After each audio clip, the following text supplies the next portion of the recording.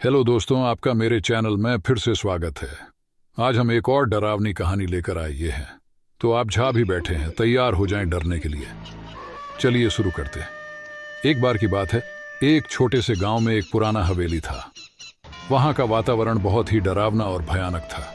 हर कोने में अंधेरा छाया हुआ था और वहां की चिल्लाहट से हवा भी डरावनी लगती थी। लोग कहते थे कि वहां रात को भूतों की आवाज सुनाई देती है और किसी को वहां जाने की सलाह नहीं देते थे। एक दिन गांव के एक युवक जिसका नाम रवि था, उसने हवेली में घुसने का निर्णय किया। लोगों ने उसे रोकने की बहुत कोशिश की, पर वह अपने निश्चय में अड़ियल रहा। उसने एक फ्लैशलाइट और कुछ सामान साथ में लिए और हवेली की दिशा में निकल पड़ा।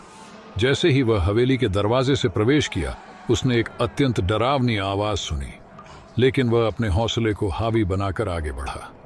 हवेली के अंदर जाते ही वह बहुत ही पुराने और डरावने चीजों का सामना करना पड़ जाता है। उसका दिल धड़कने लगता है और वह अपने आप को शांत करने की कोशिश करता है। फिर अचानक उसने एक छोटे बच्चे की आवाज सुनाई पड़ देती है। वह बच्चा हवेली के किसी कोने में अकेला खड़ा था और रो रहा था और विचलित दिख रहा था। रवि ने बच्चे के पास जाकर पूछा, तुम यहाँ क्यों हो, क्या हुआ? बच्चा डर के साथ बोला, वहां भूत मुझे ले जाने आया है। और उसने रवि को दिशा दिखाई जहां वह भूत का दावा कर रहा था। रवि ने विचार किया कि क्या उस बच्चे की बात सही है और क्या वहां सचमुच भूत है या यह सब एक भ्रम है।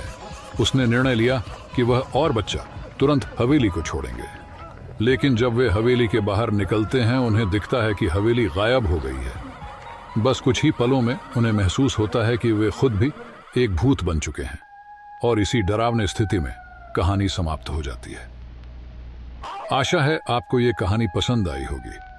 तो इस चैनल को सब्सक्राइब करें और बेल आइकॉन क्लिक करें और अपने दोस्तों के साथ शेयर करना ना भूलें। धन्यवाद।